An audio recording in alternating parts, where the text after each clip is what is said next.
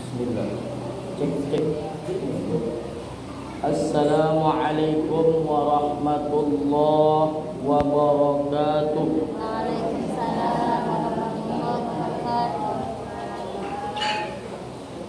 Alhamdulillahi wa kafa. Salli wa sallim ala sayyidinal Mustafa wa ala alihi bi ahli sidqi wal wafa.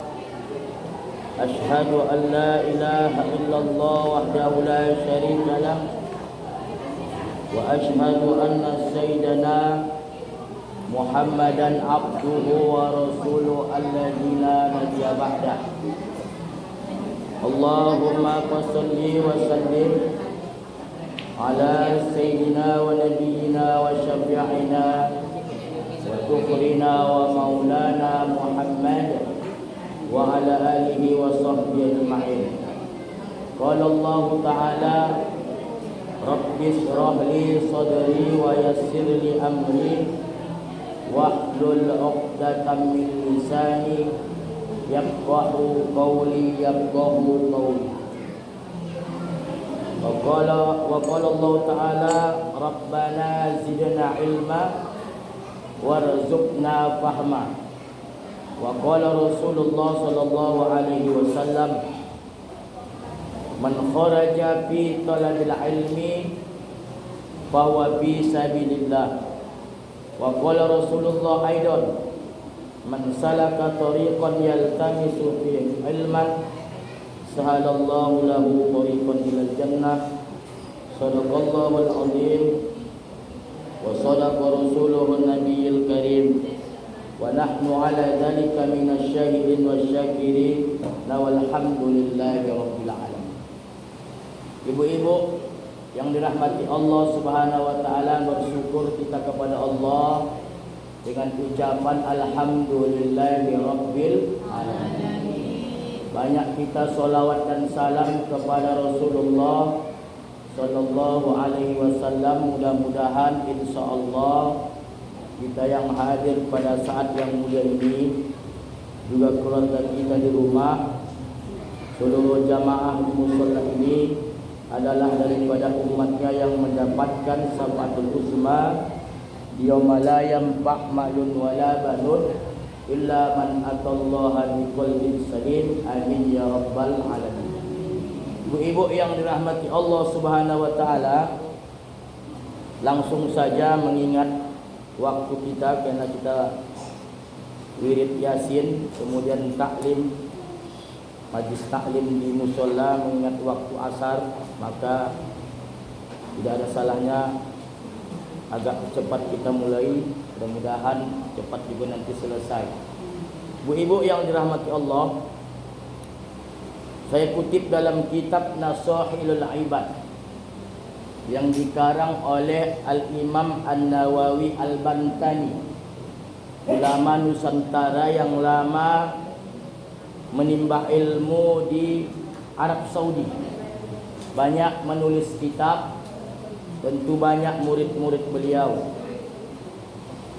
Apa makna Nasahilul Ibad ini? Yaitu nasihat-nasihat untuk hamba. Kita ni hamba. Semua hamba aku tak tahu lawak kan? Entah hamba duitnya tak tahu awak. Yang jelas kita ni hamba Allah. Ya.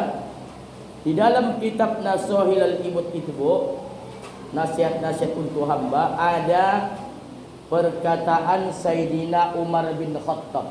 Kenal ibu Sayyidina Umar bin Khattab? Kenal? Tidak. Ada yang kenal? Payah kan? Dibilang kang kenal, ditanya satu kapan kenalannya kan? Serba salah ibu. Kenal, cuma tak pernah jumpa. Itu aja. Dan pernah ragu-ragu. Siapa ini bu? Adalah sahabat Rasulullah, khalifah yang kedua dalam sejarah peradaban Islam sesudah Sayyidina Abu Bakar Siddiq. Ini anak-anak kita tahu. Apa kata beliau? Innallaha ta'ala katama syittah minal khisal fi sittatin minal asya'. Sesungguhnya Allah Ta'ala menyembunyikan 6 perkara di dalam atau di balik 6 perkara. Ada 6 perkara ni Allah sembunyikan. Kita tak tahu. Siapapun manusia tak tahu di atas dunia ni. Tentu ada hikmah mengapa 6 perkara ni disembunyikan Allah dari kita manusia ni. Dan ini bisa menjadi fakta kehidupan kita hari ini, dan mungkin sudah kita alami dalam kehidupan kita di atas dunia ini. Yang pertama, kata Sayyidina Umar, kata marido fi ta'ah, Allah menyembunyikan ridhonya dalam suatu ketaatan. Disembunyikan Allah ridhonya dalam suatu ketaatan, suatu ibadah. Apa hikmahnya? Agar manusia ni, kita ni lah hamba Allah ni, tidak memilih-milih dalam beribadah. Itu hikmah. Jadi 6 ni ada hikmahnya. Allah menyembunyikan ridhonya dalam suatu ketaatan, dalam satu ibadah. Apa hikmahnya? Agar manusia tidak memilah-milih dalam beribadah. Contohnya Bu, andai Allah bukakanlah solat asar yang kita kerojokan sekarang selesai taklim ni, inilah wahai jamaah perwiritan Yasin Muslimin yang diterima Allah, mendapatkan pahala, diridai Allah, mengantarkan kita ke surga, maka inilah yang akan kita fokuskan. Tentu orang tidak hendak lagi, bahkan bisa menyepelekan, meremehkan, meninggalkan solat-solat yang lain. Zuhur Ustaz tak palah, Maghrib tak palah, Isya tak palah, Subuh tak palah, payah. Jadi asar, itulah hikmahnya. Allah tidak tunjukkan itu satu ibadah yang Allah ridhoi, ya kan, besar pahalanya, mengantarkan kita ke surga, agar kita manusia ni tidak memilah-milih dalam beribadah. Jadi kalau ditanya apa yang terpenting dalam ibadah ni Ustaz, yang terpenting Bu, menurut fikih cocok syarat dan rukunnya. InsyaAllah berterima boleh cocok syarat dan rukunnya. Makanya kita yang beribadah tu semua lillahi ta'ala. Kalau kita bekerja tu atau beribadah tu lillahi ta'ala, insyaAllah mudah-mudahan amal ibu berterima, diridai Allah dan masuk surga. Kerana yang kita gapai dalam kehidupan ini, apalagi dalam beribadah tu adalah ridha Allah, bukan ridha Roma. Makanya di dalam kitab usolli faradul asri arba'a raka'atin mustaqbilal kiblati lillahi ta'ala. Semuanya kerana Allah. Nawaitu sawma ghadin an adain fardi syahri ramadhana haji sanati lillahi ta'ala. Nanti kita puasa Arafah, nawaitu sawma Arafah, ujung-ujungnya lillahi ta'ala. Tak pernah kita bilang Bu lil jannah, bukan kena Bu jannah ya, hendak masuk surga. Tak pernah kita bilang hendak berpahala. Tak pernah kita bilang supaya dijauhkan dari neraka. Semuanya adalah lillahi ta'ala. Jadi pokoknya kalau kita nak beribadah tu kerana Allah, cocok syarat dan rukunnya menurut ilmu fikih, maka insya-Allah amalan ibu diterima Allah, mendapatkan ridha, dan ibu akan masuk ke dalam surganya Allah Subhanahu wa ta'ala. Nah, sekarang Bu, adanya amal yang bersifat ukhrawi tapi tidak mendapatkan penilaian, bahkan tidak mendapatkan ridho ganjaran pahala dari Allah, dan bisa saja kita yang melakukan ibadah tersebut jangankan masuk surga, masuk neraka. Apa? Andai ibadah yang kita kerjakan tu bukan lillahi ta'ala. Ada ustaz, orang yang solat tu bisanya dia tak berpahala, tak berterima masuk neraka. Ada.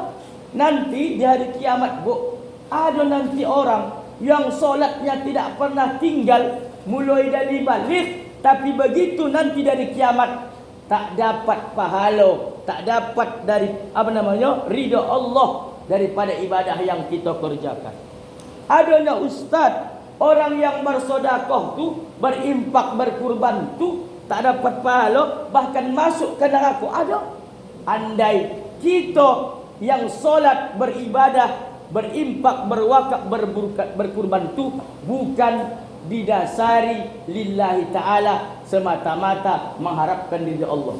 Kenapa, Bu? Tapi didasari adanya sifat ria, adanya sifat uzub, adanya sifat sombong. Artinya apa? Yang beribadah tu kita ingin mengharapkan penilaian dari orang. Bahkan ada orang yang beribadah tu ingin dipuji. Kapan itu Ustaz tengok ibu nanti tahun 2024? Dan takkannya kamari sajadah.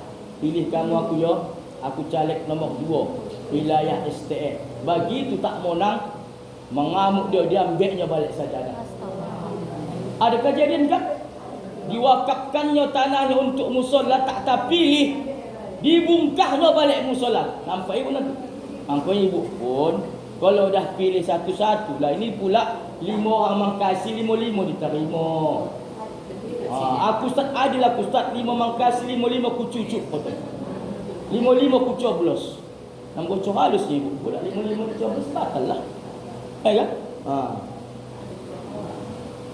Ustaz, adanya amalan yang duniawi bisa berpahala, ada. Kita ni sekarang beribadah ni ondak mengharapkan pahala yang besar. Macam memilih udang. Ini besar pahalanya, ini kocik tak usah, ini besar ambil. Macam memilih udang.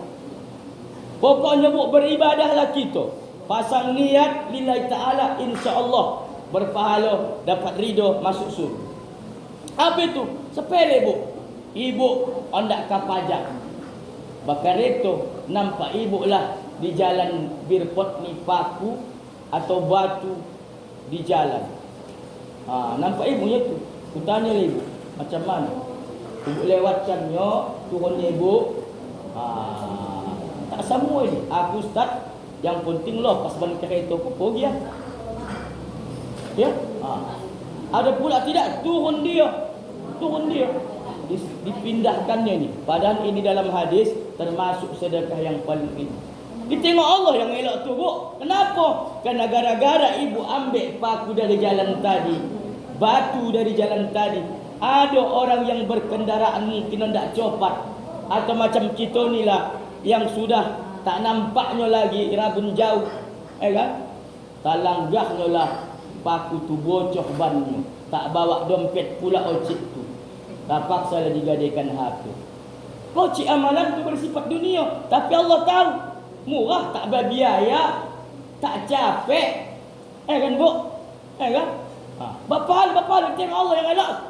Daripada kan amalan yang bersifat ukhrawi, tapi belum tentu kita mengerjakannya, melaksanakannya lillahi ta'ala. Bisa kita yang mengerjakan ibadah tersebut didasarkan dengan ingin dipuji, ingin disanjung, ingin dilihat orang kita tu orang soleh.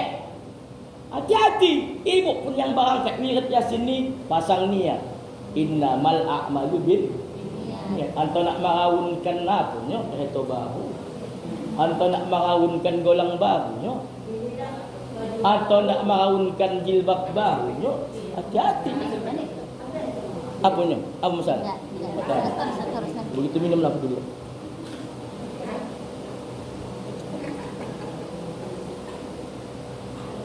Nah, ibu-ibu yang dirahmati Allah Subhanahu wa taala,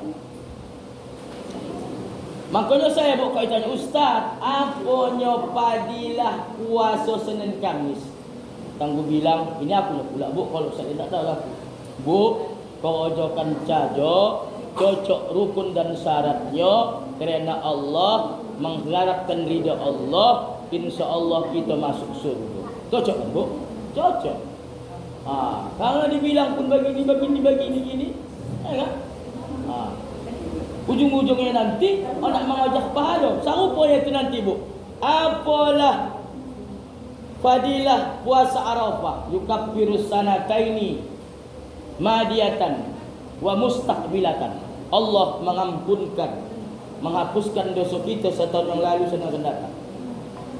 Jadi saya bilang, kalau itu pun kita kojak, mak bosak pahala ni lah, pahala Arafah tu nanti bosak. Tiba-tiba begitu berniat bukan kerana Allah lagi, Bu. Dah bersit dalam hati kita berniat nanti puasa Arafah, dah bersit dalam hati kita bukan kerana lillahi ta'ala, tapi mengharapkan pahala yang bosak tadi. Hati-hati kita. Bisa kita melenceng gara-gara sedikit saja. Nah, ibu-ibu, itu yang pertama, disembunyikan Allah ridhonya dalam satu ibadah agar kita manusia ni tak memilih-milih dalam ibadah. Makanya, Bu, jangan memilih-milih kita dalam ibadah. Mohon maaf, bukan mengajari 5 peduli. Macam solat qabliyah ba'diyah ni, jangan sepele. Ala ustaz sunatnya. Sunat meremehkan sunat, hati-hati. Ojokan. Karena yang namanya solat rawatib itu adalah solat yang mengiringi solat-solat fardu dan banyak fungsinya, termasuk menempel kekurangan daripada solat-solat fardu yang kita kerjakan. Itu yang pertama. Yang kedua, ibu-ibu yang dirahmati Allah, apalah kata Sayyidina Umar, wa katamal khodoba fi maksiatin. Allah menyembunyikan murkanya, amarahnya di dalam satu kemaksiatan. Apa hikmahnya, Bu? Agar manusia kita ni tidak melakukan sekecil apapun kemaksiatan di atas bumi Allah ini. Itulah hikmahnya. Ustaz, dia ustaz melakukan maksiat, ustaz tak marahnya Allah. Apa kerjanya? Menangkap ustaz. Ya, ditokannya menjual sabu, malu des ustaz. Aman-aman saja dia ustaz. Elok dia pakai itu ustaz. Hanyalah bayar. Awak ustaz nang elok-elok ni nang solat ustaz, berjatuhan dari kereta. Ya, lah baladak pula ibu jatuh. Tidak ustaz, elok dia ustaz. Bermobil dia ustaz, banyak dia ustaz. Jalan tol dia ustaz. Awak hanyalah berjatuhan ustaz, tak campak aku ustaz, patah kakiku, patah gigiku, sobek muncungku. Dia menaman saya ustaz. Tak marah dia ustaz, tak marah Allah dah. Pula tak marah Allah. Di mana Allah tak pernah marah sama orang bermaksiat. Cuma itu tadi ada hikmahnya. Kata Sayyidina Umar, Allah sembunyikan murkanya, marahnya terhadap orang-orang yang berlaku maksiat. Allah tunjukkan, Bu, nanti sekali balas kau, kata Allah. Sekali gimbal, betul lah kau kapindi. Udah kocik, pendek gigi. Ya ustaz, awak hanyalah bayar solatnya ustaz. Begini-gini, dia ustaz makin kaya awak ustaz. Siapa bilang solat tu kaya, Bu? Kalau lah solat tu, gara-gara solat tu kita kaya. Aku luar kaya, Bu. Aku dari Mumayyi sudah solat. Iya. Kalau gara-gara solat awak kaya pula, aku dah kaya dari ibu. Aku dari kocik dah solat aku. Saya bilang, kalau dah kita kajikan, solat tu bukan hendak kaya. Solat tu pengabdian ibadah kepada Allah, bukan hendak kaya. Kan? Rabbi ufirli warhamni wajburni warfa'ni warzuqni wahdini wa'afini wa'fu anni. 8 kita ikrarkan dalam duduk antara 2 sujud. Wajburni kita minta cukup, tak minta kaya. Kan? Aku begini-gini saja, Bu. Kak Vario juga nak kata aku tak berganti-ganti, belum PCM. Kan? Kalau sebab solatlah pula kaya, aku jadi kau. Macam cerita orang tadi balik. Ustaz, 25 tahun kami nang solat ni ustaz, isteriku solat, anakku solat ustaz. Kadang-kadang bersedekah aku ustaz kalau ada rezekiku. Tapi begini-gini nasib kami ustaz. Ku tengok jiranku ustaz, kerjanya berjual sabu, malu des anaknya ustaz. Kan? Tak solat ustaz. Puasa kemarin pun sakaluh orang tu tak solat ustaz. Tapi ku tengok ustaz orang tu makin jadi. Mobilnya bertambah, sawitnya bertambah, bini ya pun bertambah ustaz. Siapa bilang solat nak kaya? Solat bukan untuk kaya. Nah, ibu-ibu yang dirahmati Allah Subhanahu wa taala, jadi jangan sepelekan maksiat itu hikmah. Ini gara-gara sepele, kocik lama-lama jadi bosan. Ala kociknya ini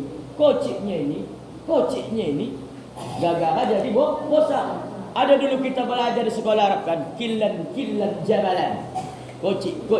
Sedikit demi sedikit lama-lama jadi okey. Kocik. Iya. Macam mana lah ustaz? Kepingin dah anak orang rumah ustaz. Kepinginlah dia waktu mengidam tu mengambil mangga curian tu. Tak habis. Tak nak dia diboli. Dia nak mengambil mangga tetap. Apa? Jiran tak bisa. Nah, ibu-ibu yang dirahmati Allah Subhanahu wa taala, itu yang kedua. Yang ketiga, apa kata Sayyidina Umar? Wa katama lailatul qadri fi syahri Ramadan. Ini sudah kita lewati. Disembunyikan Allah, Bu, malam Lailatul Qadar di dalam bulan Ramadan. Malam Qadar. Ya. Ulama mengatakan malam Qadar yang kemarin di bulan Ramadan itu, Bu, turunnya tanggal 17 Ramadan. Ada yang mengatakan malam-malam ganjil, malam 10 malam terakhir, khususnya di malam-malam ganjil. Kesana juga lah kemana orang buat semidah.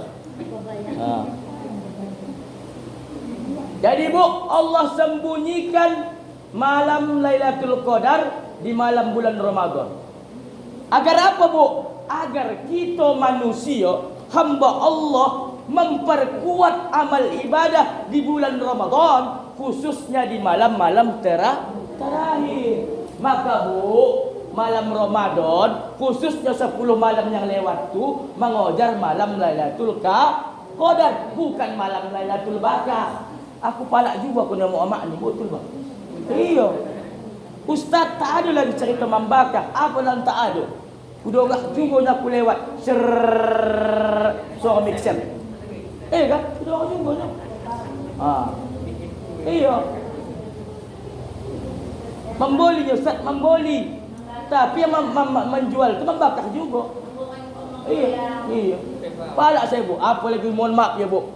Syarat menolakkan ceramah ni jangan muah tersinggung. 2 syaratnya. Yang pertama, jangan muah tersinggung, jangan muah baper. Aku yang dikatakan ustaz tu. Jangan. Itu syarat orang ceramah. Ini, Bu, malam Ramadan tengoklah. Tak tonang kita nang beribadah dengan Bu. Suara mercun, suara kembang api. Mohon maaf ya. Aku bukan nak menyinggung-nyinggung usaha orang ibu ya. Cuma macam mana kita? Saya 3 tahun yang lalu, Bu, ceramah safari Ramadan dari Pemko. Hendak ke Pul.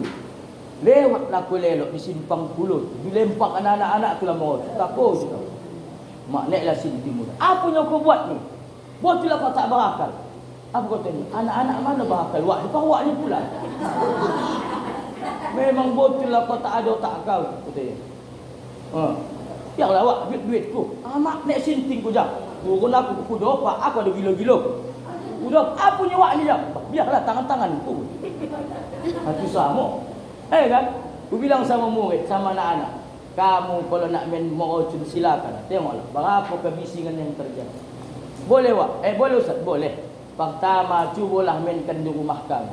Mak betul. Kalau mak, silingkan mak kau marah. Apa lagi apa yang tak tahu manau. Kan? Awak dulu, Bu, ingat waktu lajang awak pun bekas anak-anaknya. Main meriam bambu kan? Di mana? Di samping rumah. Dicari tanah lapang. Kan? Boleh yang pertama. Yang kedua, Ustaz, yang kedua, cuba kau boleh marocun, mainkanlah di muka jual marocun. Apa dia marah? Silingkan dia nak jualan marah. Apa lagi aku nak menerima kotak? Itu dah. Jadi kembali tadi, Bu, qadarlah malam Lailatul Qadar itu. Ini saya sampaikan betul tak ada lagi malam Lailatul Bakar, Ustaz. Tapi malam Lailatul Pasar. Begitu titi silo kami jual peci, jual baju. Hingga uak ni bagi tuan nak ke masjid raya. Didongahnya lah. Murawak. Singgah dia. Tak disodaknya lagi aja. Ada yang tahu tak? Ada. Ku tengok banyak omak-omak udah pakai mukena, pakai talokung. Kan ontoklah di situ tawak menawak. Azan sudah berkumandang di jihad. Inilah masalahnya. Ini bu, bakar membakar kue ni. Teringat saya dulu, omak saya. Ini mungkin ibu-ibu mengalami dulu. Ini ibu-ibu ni kalau sudah membakar kue, nang korban ayah-ayah. Kan? Sodak kue kau ni dia. Bah, mana bang? Kalau masakanku mana ada cerita tak sodak. Tapi inilah bapak tu mengasuh. Mengasuh nang elok. Jangan bang, yang gosongnya mengasuh, yang gosong ni. Nang tega lah ibu-ibu. Nang gosong. Jadi untuk siapa dek? Untuk tamu. Iya kalau ada orang datang untuk awak. Ini memang mohon maaf ya bu. Ibu-ibu ni memang kalau sama ustaz nang hormat. Tengok ni. Golasnya pakai tutup. Ada lagi sekarang saya tahu siapa bu. Mohon maaf, dikeluarkan golas ni dari lemari. Iya. Sapial tu. Tapi kalau dia ke bapak tu dek. Anak dia ambil bapak tu lah dalam lemari. Bang, jangan itu bang. Bang, mana golas tu dek? Itu yang ada hinsol. Macam mana tak bang ibu bapak tu seminggu bercakap. Nah, ibu-ibu yang dirahmati Allah Subhanahu wa taala, maka Ramadan kemarin kita mengojar Lailatul Qadar. Maka dibilang orang rumah, "Oh dek, oh bang, macam mana kita nanti jamaah abang nak datang? Nanti ada haji datang ke rumah awak dah." Kan? Betul lah pula kan. Dimasak kue. Begini bang, kalau kita mampu ni tak cukup memasak, lantak orang ke situ. Kalau copat orang tu datang, dapat. Kalau tak datang musola muslimin tu atau jamaah yang lain, kita kasih masuk. Tak apa-apa. Nyata pula tak datang tu lagi datang tu. Bukan ada pula hujung datang sama awak tu. Kan? Kenapa pula? Ku tengoklah kata ibu yang viral di Facebook. Dibuatnya lah pula kuih ni yang tinggian, pakai selasiban. Kan tinggi mejanya, kondah bangkunya. Datang pula bertamu orang. Tamunya lah awaknya agak kocik. Berdirilah dia. Apa kau tahu awak? Abah, nak pulang kakak dan copat kau tu. Padan kepayahan muka kuih. Mana nampak dia lah Muhammad. Jadi udahlah bu. Kalau bisa akan datang kau jarlah Lailatul Qadar. Ustaz, aku Ustaz dapat pulang malam Lailatul Qadar. Ada murid bertanya. Apa tandanya? Nampak Ustaz kan makin elok aku. Bah, pula makin elok. Tak itu tanda-tanda Lailatul Qadar itu doh. Bukan makin elok awak. Artinya dapat awak Lailatul Qadar, berubah sikap awak secara drastis. Walaupun tak drastis, secara perlahan-lahan. Mulai taat, mulai meninggalkan maksiat. Nah, ibu-ibu yang dirahmati Allah, itu yang ketiga. Yang keempat, wa katama awliya fima bainan nas. Disembunyikan Allah bu wali-walinya di atas dunia ini di antara manusia. Apa hikmahnya? Agar kita manusia ni jangan sepele menengok orang, jangan meremehkan orang. Betul kan bu? Wali di sini apa mana Ustaz? Yang dekat sama Allah. Disebabkan apa? Disebabkan ibadahnya yang disembunyikannya tak pernah ditunjuk-tunjukkan. Duanya bu paling wali nampak kita di atas dunia ni. Yang pertama wali kota. Yang kedua wali murid. Itu pun kalau mana mau rapat baru datang dia. Bu, mana rapat anak aku bu? Itu pun garang diwakilkan sama orang. Tak apa orang jumbul-jumbul. Ada dia DP itu bu. Dari mulai kelas 7 sampai kelas 9 tak apa nampak omak batang hidung ayah sama omak. Dia yang diwakilkan uaknya adik tak nampak. Duanya wali nampak kita. Wali kota sama wali murid. Wali kelas lah DP ini. Apalah makna wali itu? Orang yang dekat sama Allah dan Allah pun menganggap dirinya dekat sama Allah. Kita ni kitanya karena menganggap diri kita dekat sama Allah. Kan? Tapi menengok orang kita sepele. Nampak orang awak kangbuk jilbabnya hijau, bajunya merah, roknya kuning. Alah. Dah lah kawan. Padahal belum tentu dia tu orang yang jauh dari Allah, bisa sebaliknya. Kita nang basuh ban bagi ni bapeci. Ibu nang elak pakai jilbab. Apa kata Allah? Memang betul lah pakaian kau paten, tapi lantam kau tak menaut. Orang pun kau songgak-songgak. Memang betul lah kau bayar ustaz, tapi tengoklah cara kau tak bayar tak hendak. Macam ni, bu, tengok aku, Pak. Ini macam cerita apa ni? Iya. Betul lah kau tengok tu. Tiup memang betul. Bosan guru saya pun begitu, Bu. Guru saya, muallim saya topik, ya malim, kalau kau besok nanti jadi pendakwah, jadi dai, di manapun kau diundang, dosa bosak kau meminta bayaran amplop dari jamaah.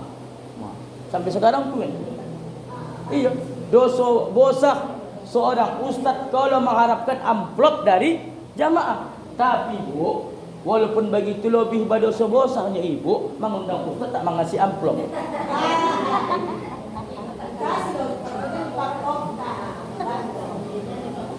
Iya, jangan dipaktokkan. Makanya kami dulu mengaji sama Ustaz Salam. Ikhlas ni, Bu, ada 3. Ada namanya ikhlasul ulia. Inilah tertinggi. Ini, Bu, jangan dapat itu lagi ni. Ada seorang guru ustaz, dia diundang ceramah mengajar, dia tak nak dibayar. Borat ini ya, borat. Jadi macam kami ni, Bu, berapun pun dikasih itu namanya masih dapat lagi wusto. Berapa pun dikasih jamaah, ditengok, mak alhamdulillah. Begitu ditengok, mak nampak. Itu bisa lah. Ada tidak, Bu, yang ketiga, dapatnya ikhlas dunia. Inilah dia yang sekarang ni kita dengar, ustaz-ustaz yang dia apabila diundang ke daerah, kalau tak ada sekian dia tak nak datang. Kami begitu tidak? Tidak kan? Kami tidak kan? Adakah hang jom? Ceramah saya, Bu, dapat tertib acara. Begitu buka tertib acara. Masih dapat kami lah namanya ikhlasul wusta pertengahan.